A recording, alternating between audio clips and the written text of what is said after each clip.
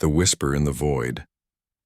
The galaxy was full of maps, lines, and bright dots that showed every star and every world. Empires stretched across sectors, great powers marked their territory, and countless species fought for dominance. But there was one strange blank space, a quiet corner of the spiral arms where no empire dared to paint its colors. That space was Earth to most aliens. Earth was a small blue planet with little importance. It was far from major trade routes, not part of any council, and not rich in resources. Scouts who passed nearby saw green lands, oceans, and skies filled with clouds. It looked fragile, like a world too weak to defend itself. They called it Defenseless Earth, and the name spread from one starport to another. But the strange thing was that no one ever attacked it. No empire sent armies, no pirate fleet dared to plunder, no trader dared to land. Earth was always left alone. Why, some asked, why would the galaxy leave such a prize untouched? The council laughed at the question, saying Earth had nothing worth taking. Others said humans were too primitive, not worth the trouble. But there were always whispers, low and secret, carried in the dark of space, whispers that said Earth was not what it seemed. On the edge of the Velkar system, a trader named Corin heard such whispers. He was old, his ship patched and scarred, and he had flown across many sectors. One night in the port of Graxus, he heard drunken pirates argue. They spoke of a fleet that had once set course for Earth, 20 ships strong, armed and proud. But none had returned, only silence followed, as if the fleet had been swallowed whole. Corin thought it was just a story, the kind told to frighten children. But weeks later, when his ship drifted near the Sol system, he heard something strange on his comms, a sound, faint, buried in static. It was not random noise, it was a message, words in a tongue he did not understand, yet his translator caught fragments. Turn back. Do not enter. Earth is not safe. The voice was cold, mechanical, yet full of warning. Corin felt his skin crawl. He powered his ship away, engines burning hot. Only when he was far beyond the edge of the system did the signal fade. That night, alone in his cabin, he wondered, if Earth was weak, who had sent that message? And why did it feel like a ghost whispering across the void? Back in the council chambers, Earth was a joke. Diplomats mocked the idea of humans, saying they were simple and backward. Charts of the galaxy left Earth as a blank spot, like an island no one wanted. But a few sharp eyes noticed the truth. No empire expanded near it. No pirate maps included it. Merchants avoided its skies. Explorers erased its name from logs. Silence deeper than space itself wrapped around that world. Some thought it was cursed. Some thought it was protected by ancient machines. And some feared it was something worse, something watching from the shadows. But no one dared to test it, not yet. Among the young cadets of the military academies, Earth became a dare. They would sit in mess halls, telling stories. Who would be brave enough to fly near the blue world? Who would prove it was only a myth? None ever did. Because each time a ship went close, its signals went dark. No wreckage, no survivors, just absence. The galaxy moved on, but the whispers remained. And so the legend grew, the defenseless world, that no one touched, the silent planet that waited, a mystery left unsolved. But for every rumor, for every vanishing ship, one question always returned. If Earth was truly weak, why did no alien dare attack it? The first test. The galaxy was full of bold ones. There were always those who laughed at fear and called legends nothing but stories. And so it was with Earth. To most, it was only a quiet world, not worth thought. But to some, it became a challenge. One such group was the Skarn Raiders, a band of pirates known for daring strikes. They had burned colonies, stolen fleets, and mocked every empire they passed. Their leader, Vark, was a brute who cared only for plunder. He sat in the smoky hall of his flagship, boasting to his crew, "Earth is weak, Earth is easy, Earth is rich with oceans and land," he growled. "Yet no one takes it. Why, I will take it, and the galaxy will see I fear nothing." His crew cheered, drunk on his words. 20 ships armed with plasma cannons set course for Sol. They sang songs of easy victory. They laughed at the whispers, and they dreamed of human slaves and treasure. But the void did not laugh back. When the Skarn fleet crossed the Black Gulf, strange things began. Their comms filled with static. Their navigation screens flickered. Stars vanished from their maps, replaced by black shapes that moved. Vark cursed his crew, calling it tricks of faulty systems. But deep inside, even he felt the weight of something watching. At last, Earth came into view, a blue marble floating in the dark, wrapped in white clouds. The pirates pressed closer, hungry for the prize. Then, one by one, their ships began to fail. It started with the smallest frigate. Lights died, engines cut off, weapons froze. The ship spun helplessly before vanishing into silence. No explosion, no cry for help, only silence. Then another ship lost control, then another. The fleet was crumbling before even firing a shot. Panic spread through the pirates. "Something's wrong," one shouted. "It's cursed," cried another. But Vark roared, "Push forward, weaklings. Earth is ours." He forced his flagship closer. His screens flickered red. Alarms screamed. But before he could give another order, a voice filled the bridge. It was the same voice Corrin had once heard in the static, cold, mechanical, yet sharp like a blade. "Turn back. You are not welcome. This place is not yours." The crew froze. The voice came from everywhere and nowhere. It was not human, not alien, but something else entirely. "Fire," Vark shouted, desperate to prove his strength.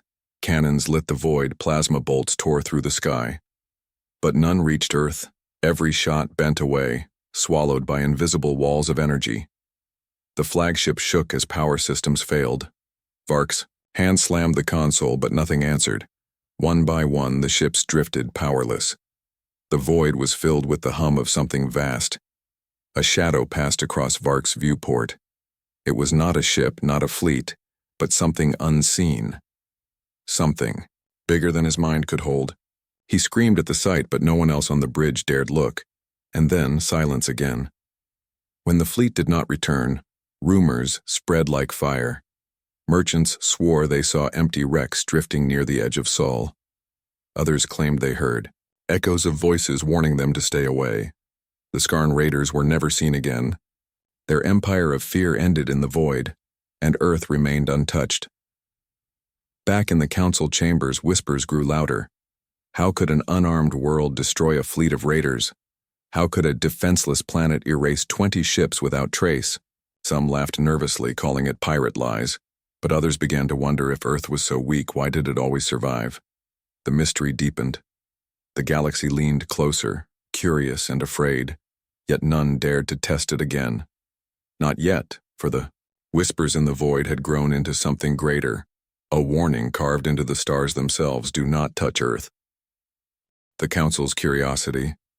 The disappearance of the Skarn raiders spread like wildfire across the galaxy. In dark markets and bright trade hubs, whispers carried the tale. Some said they had seen broken hulls drifting at the edge of Sol. Others swore the raiders had been erased completely, but one fact remained: not a single ship returned. The Galactic Council could not ignore it. If Earth was truly defenseless, the raiders should have triumphed easily. If Earth was dangerous, then the galaxy had a hidden threat inside its own maps. Either way, the Council needed answers.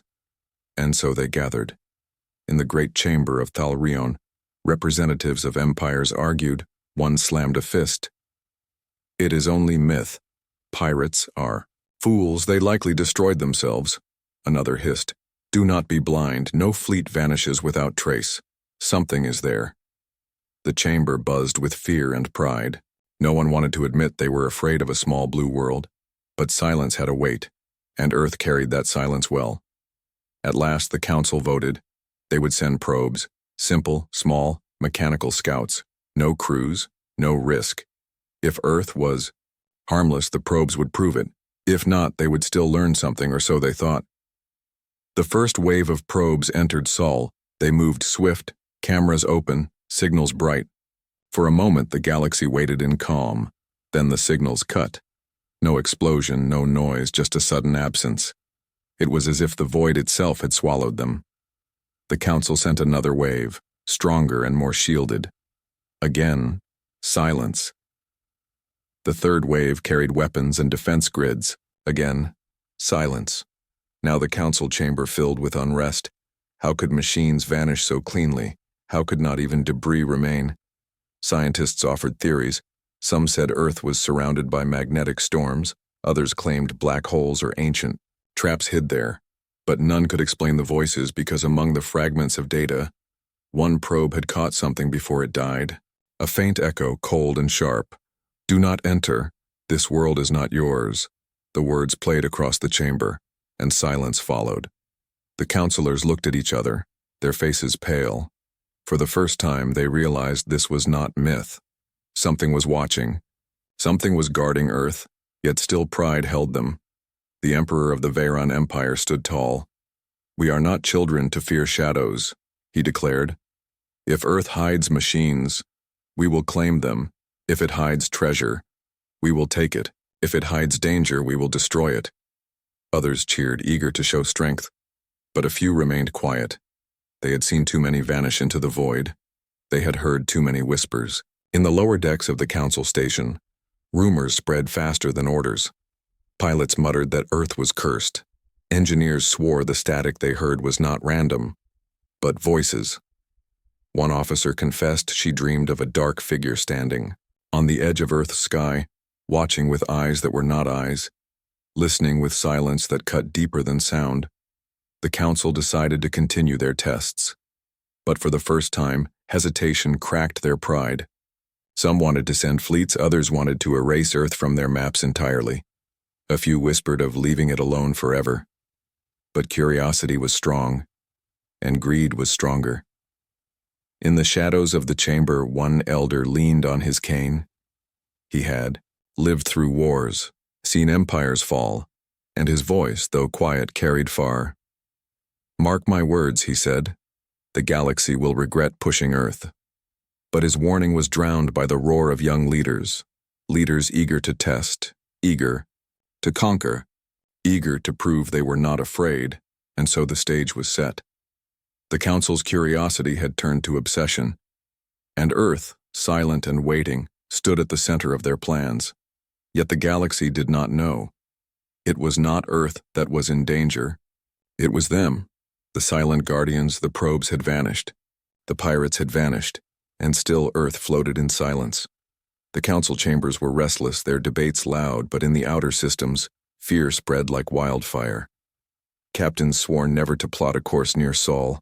Merchants redrew their routes to circle wide around the quiet planet. Even smugglers, bold and greedy, left that sector untouched, but not everyone kept away. Some eyes were always hungry for secrets. One such eye belonged to Lyra, an explorer whose ship was old but steady. She did not trust the council. She did not trust their stories. So she set course for the edge of Sol, seeking truth with her own eyes. Her ship moved through dark lanes of stars. Engines hummed. Shields flared faintly. She kept her scanners open, her hands steady. Every mile closer to Earth brought a new weight in the air. The void seemed thicker, colder, as if it was watching her. At first, nothing happened. Her sensors picked up faint traces of wreckage, scraps of metal twisted like claws, hull fragments melted smooth. These were not natural scars. Something had cut them with precision, something no alien empire knew. Her fingers tightened on the console. She whispered to herself, "This is not storm, not gravity. This is weapon." And then her scanner caught something else, an energy signature pulsing faintly on the wreck. It was like nothing she had seen before. Not plasma, not laser, not rail. It was sharp, invisible, yet heavy, as if space itself had been torn. Her heart raced. She leaned closer, adjusting the scanner. The moment she did, the comms filled with static. A whisper slithered through, "Turn back, do not seek." Lyra froze. It was not loud, it was not harsh, but it felt final, like the warning of a silent judge. Her crew begged her to leave, but curiosity burned stronger than fear. She edged closer, crossing into the shadow of Earth's outer orbit. And then she saw it, not with scanners, not with cameras, but with her own eyes. A shape moved in the dark, not a ship, not a machine, but something unseen and vast. The stars bent around it, light curved. For a moment it looked like empty space. Then lines of silver flared across its body, sharp and endless. It was there and it was not. A guardian of shadows, her crew screamed, some covering their eyes, others falling silent in awe. Lyra could not move. The shape did not fire, did not attack. It only drifted, massive and eternal, watching them, judging them. Her scanners failed, her comms went dead. Only her heart's pounding filled the silence. And then the whisper came. Again, not yours, not now. The shape faded, folding back into the void, and her ship was left alone, drifting. Engines sputtered back to life. Shields blinked. It was as if the Guardian had allowed them to leave. Lyra turned her ship around. Her hands trembled on the controls. Her crew did not speak a word. They all knew what they had seen, but none of them wished to say it aloud. They fled, faster than light could carry them. And when they returned to the outer ports, their eyes carried fear that words could not hold. When Lyra told the council, many dismissed her. They laughed, called her a dreamer, a liar. But in her recordings, the scarred wreckage was real. The strange energy readings were real, and her terrified crew stood behind her with silence too heavy to fake. Whispers spread again. Now the galaxy spoke of silent guardians, machines that hid in the dark, waiting. Some said they were human weapons, built in ages past. Others said they were not human at all, but ancient guardians older than Earth itself. Whatever the truth, one fact became unshakable. Earth was not alone. It was watched. It was protected. The council grew uneasy. They wanted to deny the stories, but the weight of fear was stronger than pride. Even the boldest commanders refused. Missions near Sol, admirals redrew charts, merchants warned apprentices. And in the end, one truth spread across every star. If Earth looked defenseless, it was only because its guardians did not need to be seen. The reckless invasion. The galaxy was trembling with whispers. Merchants avoided Sol, pirates never returned, explorers carried fear in their eyes. But fear could not silence pride, and pride could not silence greed. The Veyran Empire was vast, proud and merciless. Its fleets stretched across hundreds of stars, its soldiers crushed rebellion after rebellion. The Emperor himself was a man of arrogance, never turning from a challenge. He sat upon his throne of steel and flame, listening as reports of Earth reached his ears. A defenseless world, rich with oceans, untouched, feared for no reason. His general said, "Raiders vanish, explorers babble of ghosts. The council shakes with weakness, but I see only prey." The Emperor's eyes burned. "Then we will be the first to claim it," he declared. "The galaxy will laugh at their fear when Vera plants its banner in human soil." And so the order was given. A fleet of 100 warships assembled, each ship armed with cannons that shattered moons, each soldier hungry for conquest. Their commanders sneered at the whispers. "There are no ghosts, no guardians, only stories," they said. But deep inside, unease lingered. The fleet crossed the void, banners blazing, weapons primed. The moment they entered Sol, the silence struck. Comms broke, sensors flickered. The stars themselves dimmed. Still, the fleet pushed forward. They saw Earth, blue and quiet. Clouds, swirling, oceans glimmering, so fragile, so weak. "Begin descent," the admiral commanded. Ships angled their prows, engines roared. But then the first ship froze, its lights cut, its weapons went dead.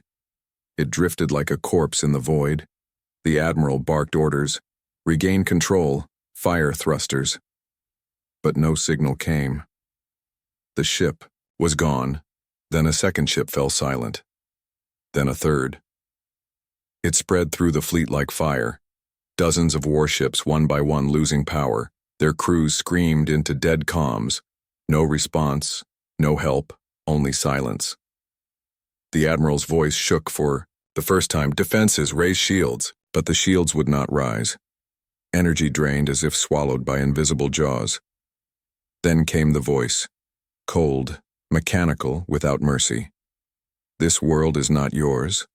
Leave now, or be erased." The admiral's blood ran cold. It was the same whisper, told by pirates and explorers. Now it filled his bridge, echoing from nowhere. His men looked at him with wide, terrified eyes, but pride bound his tongue. "We are Vera," he roared. "No shadow commands us." He ordered all ships to fire. Weapons flared. Plasma storms lit the void. Missiles streaked through the dark. But none reached Earth. Every bolt bent. Every missile vanished. The void itself seemed to eat them whole. And then the shadows moved. They were not ships in any way the galaxy understood. They were shapes of silence, bending stars, twisting light. Some were vast as continents, others fast as lightning. They slid through the fleet like hunters in water. One warship cracked in half without a sound. Another was pierced by invisible spears of light. Another simply vanished. The fleet was slaughtered without a chance to fight back. On the flagship, chaos reigned. The admiral screamed orders, his crew wept, a shadow passed across their viewport, vast, endless. The admiral raised his sword in defiance, but no strike came. Instead, the whisper returned. "Go, one remains to tell the tale. Let the galaxy learn." The flagship's systems returned. Its engines sputtered weakly. The rest of the fleet was gone, erased. The admiral fell to his knees, his pride shattered. He did not speak a word on the journey back. When the flagship finally drifted into council space, the crew refused to leave their cabins, their eyes hollow, their voices broken, and the only words the admiral could whisper to the council were these: "Do not touch Earth." The chamber fell silent. No one laughed this time. The fear was real, the guardians were real, and the galaxy at last began to understand. Earth was not defenseless, it was untouchable. The hidden truth. The galaxy was no longer laughing. The Veran fleet, once the pride of an empire, had been erased. Only a single broken flagship had returned, carrying men who trembled at shadows. The council chambers were quiet now, their bold words gone, replaced by unease. But curiosity was not dead. It burned in the hearts of spies, scholars, and leaders who could not accept ignorance. What was Earth hiding? What power kept entire fleets silent? Why did the Guardians appear? And who commanded them? Among the council was an old historian named Kalen. He was no warrior, no general, only a keeper of records. Yet in the oldest scrolls, in the archives forgotten by empires, he found something. A tale older than the council itself, a tale of Earth long ago. Before many species even reached the stars, humans had already touched fire too dangerous for creation. They built ships of dark matter, engines that bent the void. They built weapons that cut space itself, machines that could erase an army before. The first shot was fired, but the record spoke of silence too. Humans had turned away from conquest. They sealed their weapons, locked their guardians, and swore to live in peace. They hid their strength, not because they were weak, but because they feared themselves. Kalen's voice shook as he spoke in the chamber. The guardians we see are not alien, not myth. They are human. They are machines of an older age, left behind to watch, to defend, to warn. The counselors shifted uncomfortably, some scoffing, some pale with dread. But the evidence was there, the wreck scarred by impossible energy, the whispers in the void, the vanishing fleets. Kalen raised a finger. Earth does not need fleets in the open, because its fleets never left. They sleep in the dark, waiting, obeying their ancient code. Destroy any who come too close. Silence filled the chamber. The weight of his words settled like stone. If true, then Earth was not defenseless at all. It was the most defended world in the galaxy, and worse, it did not even need to lift a hand, far away in hidden corners. Of space, more truth whispered. A smuggler told of shapes watching his ship as he skirted Sol's edge. A miner swore that his scanners picked up ghost fleets drifting just beyond light. A captain wept, saying he saw 1,000 eyes of fire in the void, not human, not alien, but something in between. The galaxy's fear grew sharper. Empires who, once plotted to conquer Earth, now drew their borders wider. Maps were rewritten, red zones carved deep. Merchants marked Sol as forbidden. Children in distant colonies whispered bedtime stories of the silent planet. A place you never touch, a place you never claim. But within the council, greed still fought with fear. One faction believed Earth's guardians could be taken. If the galaxy could capture such weapons, no empire could oppose them. Another faction whispered the opposite. If Earth ever woke its sleeping power fully, nothing could survive. The debate raged, but no answer came. On Earth itself, humans lived quietly. They walked cities, tilled soil, built ships that never left their skies. They looked up at the stars unaware of how much fear their name carried. To them, the guardians were myths buried in history. But in the void above, those myths were real, silent, eternal, waiting. And still the question burned across every council, hall, every war room, every dark tavern of the galaxy. If Earth had once built such power, why had it stopped? If Earth had chosen peace, how long would that peace last? And if ever provoked again, what would awaken from the shadows? The galaxy did not yet know, but one truth was now certain.